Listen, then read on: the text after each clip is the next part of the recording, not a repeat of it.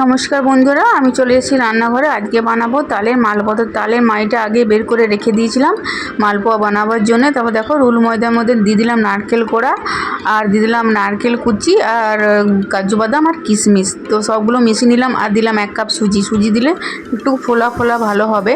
আর তালের মাইটা দিয়ে দিলাম। তালের মাইটা দিয়ে ভালো করে মেখে আধ ঘন্টা প্রথমে রেস্টে রেখে দেবো, যাতে সুজিটা ভালো করে ফুলে যায়। তো দেখো, আর তার মধ্যে একটু চিনি দিয়ে দিলাম।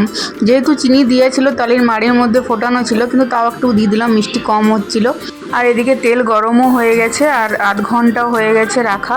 আর একটুকু বেশিক্ষণ রাখলে ভালো হতো, আর একটুকু ভালো হতো, কিন্তু অত সময় নেই বলে দেখো আমি মালপোয়াগুলো বানিয়ে নিলাম। কি সুন্দর ফুলো ফুলো হচ্ছে দেখো, লাল লাল করে ভেজে নিলাম। তো সমস্ত তালের মালপোয়া আমার ভাজা প্রায় হয়ে গেছে। তাহলে চলো, দেখা হচ্ছে আবার নেক্সট ভিডিওতে।